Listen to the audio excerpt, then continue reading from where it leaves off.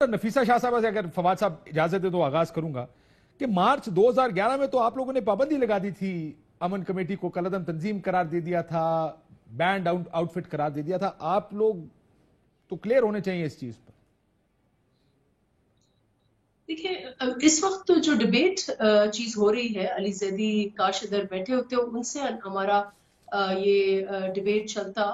जो पस मंजर है इसके रिलीज करने का, पहले तो उस पर आते हैं कि अली जैदी साहब ने ऑन ओथ कोट किए हैं उजैर बलोच के साथ लिंकेजेस, और पार्टी लीडरशिप को उन्होंने डायरेक्ट उससे लिंक किया है और उन्हें कुछ कोट किया है कि ये जेआईटी है, और फिर कसम भी उन्होंने खाई है।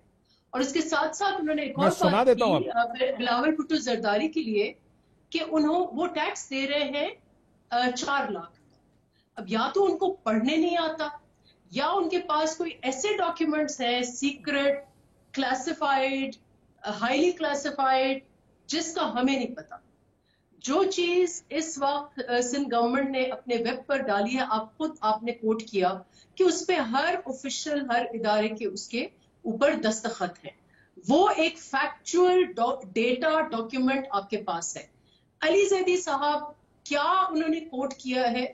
उन्होंने ड्रामा और ट्रेलर की बात की, तो वो आके असेंबली में एक और ड्रामा और ट्रेलर होने जा रहा है। वो कल प्रेस कॉन्फ्रेंस करने जा रहे हैं, putting in a privilege motion कि ये जो उन्होंने ऑन ओथ, इनके हर वजीर झूठ पर कसम खाता है, ये रियासत मदीना नहीं हो सकती। ये रियासत जो है वो शैतानी रियासत बनाने जा रहा है, इसको ये सैटानिक रियासत बनाने जा रहे हैं। जो वजीर जो है ऑन ओथ पार्लियामेंट में, खुदा की कसम, एक और शहरयार आफरीदी से थे, खुदा की कसम उन्होंने पता नहीं क्या देख लिया कि वो चरस और हेरोइन जिस शख्स पर डाल दी, वो गुम हो गए, वो मुकर गए। उसके बाद इन्होंने कसम खाई। उसके बाद आपके जो वजीर हैं एविएशन के, उन्होंने कहा कि इतने सारे जो जाली लाइसेंसेस हैं, खुद उसकी तरदीद अली जैदी ने की है। बिल्कुल ठीक है मैम, लेकिन आप जरा थोड़ा सा इसमें चले। ये तो खैर जैदी साहब कह रहे हैं वो कल एक प्रेस कॉन्फ्रेंस करेंगे, जेआईटीज आपने पब्लिक कर दी हैं, दस्तखत उस पे सबके मौजूद हैं। प्रेस कॉन्फ्रेंस दूसरी बात है, आप उससे क्लियरली पूछें कि वो कौन सी रिपोर्ट कोट कर रहे हैं। मैडम मैंने पूछा आपके सामने, वो कहते हैं मैं कल प्रेस कॉन्फ्रेंस में बताऊंगा। मेरा तो ख्याल है कि प्रेस कॉन्फ्रेंस में, अच्छा वो तो बता दें बिलावल भुट्टो जरदारी का जो उन्होंने टैक्स पेपर्स का बताया है। अभी टैक्स इशू नहीं है ना जी, अभी टैक्स का इशू तो है नहीं। वो कौन सी रिपोर्ट है, वो हमें भी दिखा दें। अभी वो टैक्स का इशू नहीं।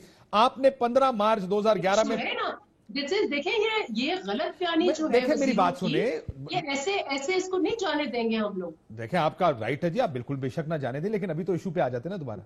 मैं ये पूछ रहा हूं कि आप लोगों ने तो 15 मार्च 2011 में पाबंदी लगा दी थी, उजैर बलोच कलअदम करार दे दिया, बैंड आउटफिट करार दे दिया।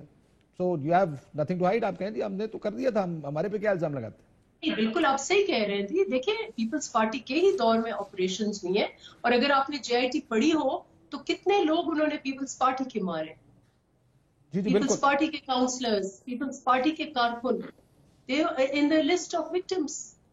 मुझे ये बताइएगा, आपकी बात बिल्कुल 100% दुरुस्त है। 2011 में आपने पाबंदी लगाई, 2012 में पुलिस ने पीपल्स अमन कमेटी के खिलाफ ऑपरेशन शुरू किया।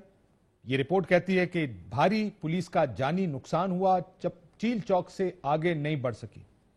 फिर 2013 में सीएम साहब ने मुलाकात क्यों की उजैर बलोच से, एक ऐसी कलअदम जमात के सरबराह से? डिलिबरेट मुलाकात थी या इत्तेफाकन मुलाकात थी? देखिए, बहुत सारे लोग, मैं अपने हलके में जाती हूँ, मेरा इस वक्त पूरे एक इलाके में ट्राइबल फ्यूड चल रहा है। अगर मैं वहां पर जाती हूँ, मेरी 4 तस्वीरें निकल आती हैं किसी के साथ, और उसमें मैम ये अखबार की खबर है 31 मई 2013। देखिए आप ये कह के तो डिनाई नहीं कर सकते, मुझे पता नहीं है 2000, ये आपके वालिद साहब भी थे जाहिर है। अखबार की खबर है, अगर हम इसको चला सकें, 2013 मई की उन्हें कहा कि पीपल्स पार्टी डिनाई करती आई है any contact with Aman committee leadership, CM meets Uzair Baloch. वजह देखिए, मुझे नहीं पता कि वजह क्या है, इत्तेफाक हो सकता है। वो तो इसी तरीके से कई और सियासी शख्सियतों की तस्वीरें हैं, पीटीआई की तस्वीरें हैं, पीएमएलएन की सियासी शख्सियतों की तस्वीरें हैं।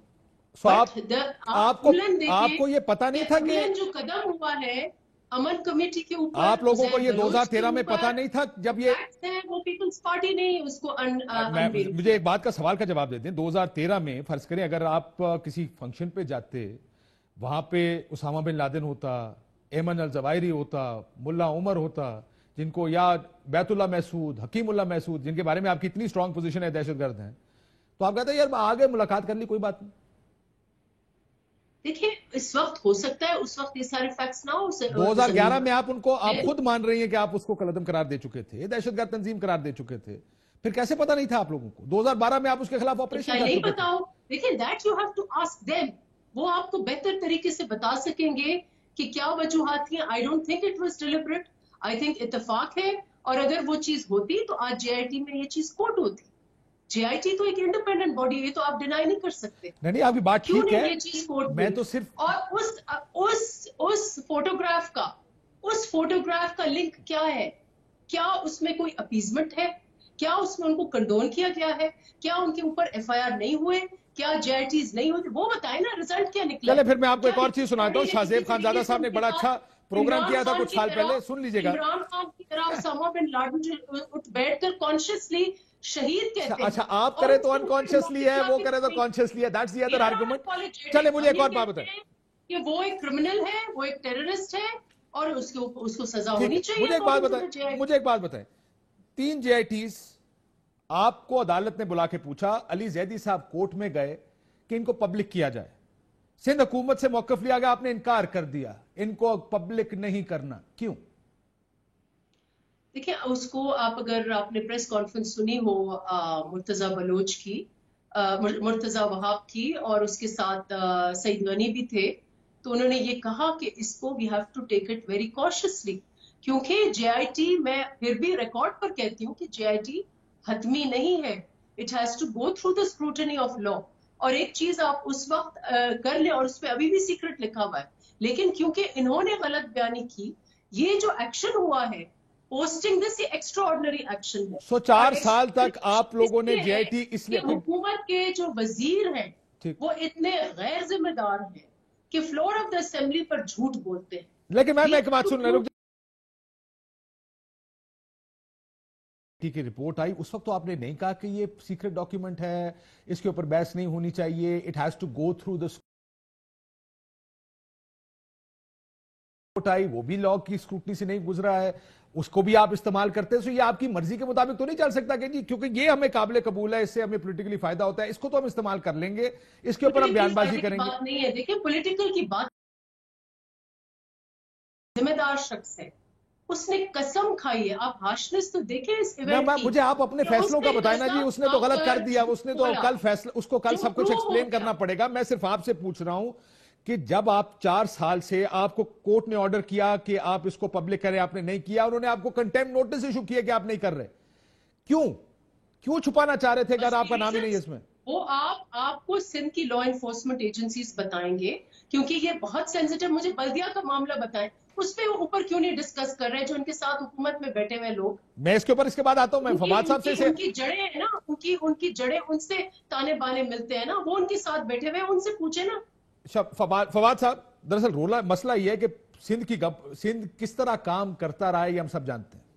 सिंध में एमक्यूएम ने क्या किया, किस तरह की मिसालें हैं,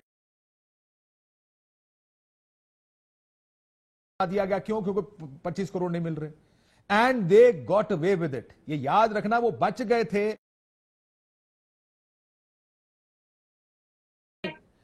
वो उसके साथ तो बनाना नहीं चाहते थे। आप तो अभी भी जेआईटी को नहीं मानते। नहीं, ऐसी कोई बात नहीं। आप ये कैसे कह सकते हैं जेआईटी बनाते हैं, हमें मानते हम नहीं है। हमने की एमक्यूएम का एमक्यूएम जब आपके 2000, मैं आपको 2008 से 13 जब आपकी हुकूमत में वो शामिल थे, जब एक एक दिन में 100 लाशें गिरती थी, नवाज शरीफ ने खात्मा किया एमक्यूएम का, जो ऑपरेशन उन्होंने लीड किया फ्रॉम इस्लामाबाद। शहीद देखें, 70,000 इस मुल्क में लोग शहीद हुए, 70 और उसको वी फॉट देम, लेकिन उस रिजॉल्व को, उस अंडरस्टैंडिंग को छोड़े जी। अगर आपने उनका खात्मा करना होता तो 2008 से 13 के दरमियान में कर लेते। आपको वही लोग थे, वही हुकूमतें थी, आप थे, वही रेंजर्स बैठी थी, नहीं हो रहा था। پیپلز پارٹی کی قیادت نے ہی فیصلہ کیا. نہیں آپ نے کسی اور نہیں نے کیا جی. نواز شریف صاحب ہمیں کی کریڈٹ دور دیں. میں پہلی کمال ہے. کیبنٹ میٹنگ کراچی میں ہوئی تھی اور اس وقت فیصلہ کیا گیا تھا کہ کراچی کے حالات بہتر کر دیں. Okay but we decided and we put an end to it.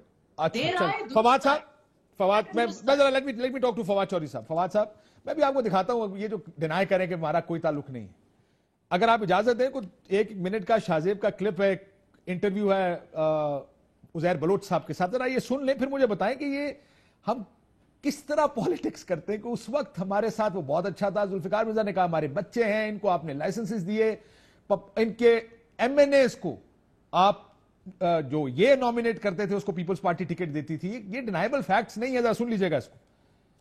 Peoples party کو تو ہم نے چھوڑ دیا ہے, ہم لوگ بلوچ ہے, ٹوٹ پیکتے پھر اس کو چاٹتے نہیں ہیں. پیپلز پارٹی واحد پارٹی ہے جس میں کوئی دہشت گرد نہیں ہے. اگر آصف علی زرداری صاحب جو کریں گے ہمارے نظر میں اچھا ہے, ہم اس کے ساتھ لبیک ہیں.